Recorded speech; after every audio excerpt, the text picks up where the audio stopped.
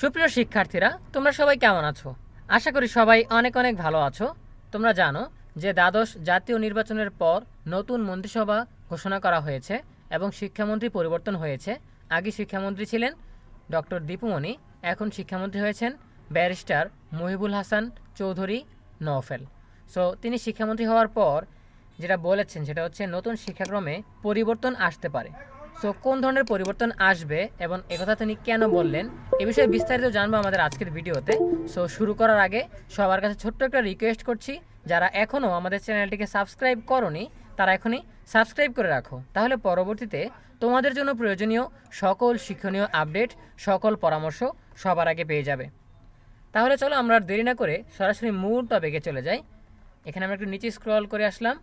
তুমুল আলোচনায় থাকা নতুন শিক্ষাক্রম ও এর মূল্যায়ন পদ্ধতিতে প্রয়োজনে পরিবর্তন আনা হতে পারে বলে জানিয়েছেন শিক্ষামন্ত্রী মহিবুল হাসান চৌধুরী নওফেল।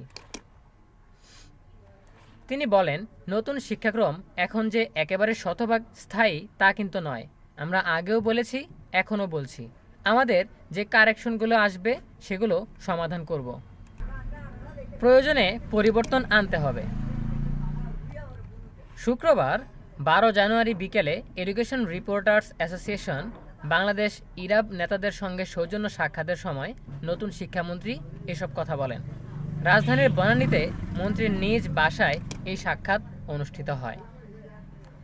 মহিবুল হাসান চৌধুরী নওফেল বলেন, নতুন শিক্ষাক্রমে অনেক চ্যালেঞ্জ রয়েছে।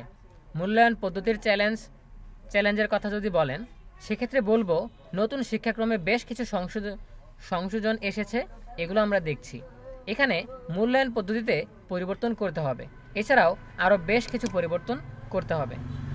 শিক্ষা মন্ত্রণালয়ে পূর্ণমন্ত্রীর দায়িত্ব পাওয়া মহিবুল হাসান চৌধুরী তরুণদের কর্মসংস্থান সৃষ্টিতে নজর দিতে চান।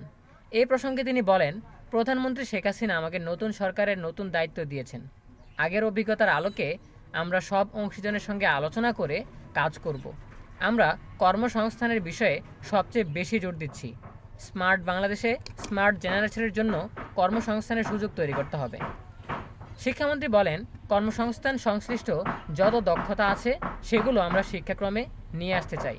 এতে করে আমাদের শিক্ষার্থীরা কর্মসংস্থানের বিষয়টি মাথায় রেখে নিজেদের শিক্ষার বিষয়ে পরিকল্পনা সাজাতে পারবে। মূলত কর্মসংস্থানের বিষয়টি মাথায় নিয়ে আমরা গোটা শিক্ষা ব্যবস্থা নিয়ে কাজ করতে চাই। শিক্ষা মন্ত্রণালয়ের দায়িত্ব পাওয়ার পর নতুন মন্ত্রীর সঙ্গে শুভেচ্ছা বিনিময় করেন ইরাবের সদস্যরা।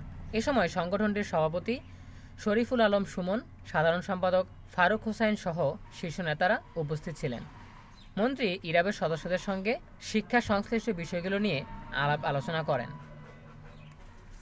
তো আমরা দেখেছি যে পুরনো শিক্ষাক্রমের তুলনায় নতুন শিক্ষাক্রমে অনেক পরিবর্তন এসেছে, আরও পরিবর্তন আসবে। ঠিক আছে, এই ক্ষেত্রে শিক্ষণে যেরকম পরিবর্তন আসবে, মূল্যায়নেও সেরকম পরিবর্তন আসবে এবং শিক্ষাক্রমটাকে এমনভাবে সাজানো হবে যাতে সেটা কর্মসংস্থানের জন্য উপযোগী হয়। ঠিক আছে, আমরা দেখতে পাচ্ছি আমাদের দেশের বেকারত্ব সমস্যা বাড়ছে। সো এই ক্ষেত্রে দেখা যাচ্ছে যারা চাকরি খুঁজছে তারা যথেষ্ট যোগ্যতা অনুযায়ী চাকরি পাচ্ছে না, আবার যারা চাকরি দিচ্ছে বা চাকরির জন্য প্রার্থী খুঁজছে তারাও বলছে যে তারা যোগ্য প্রার্থী পাচ্ছে না। সো এই যে দুই পক্ষের বিপরীতমুখী অভিযোগ, এই অভিযোগ যাতে না থাকে, দুজনের মধ্যে যাতে সমন্বয় হয়, সেই বিষয়টাকে মাথায় রেখেই নতুন শিক্ষাক্রম ডিজাইন করা হচ্ছে। এতে আরও কিছু পরিবর্তন আসতে পারে, এটাই হচ্ছে শিক্ষামন্ত্রীর বক্তব্য। ঠিক আছে, সো আশা করি তোমরা বুঝতে পেরেছো। যে কোনো আপডেট পেলে আমরা সবার আগে তোমাদেরকে জানিয়ে দেওয়ার চেষ্টা করব যে কোথায় কি পরিবর্তন আসতে যাচ্ছে। ঠিক আছে, সো সাথেই থাকো। ধন্যবাদ সবাইকে।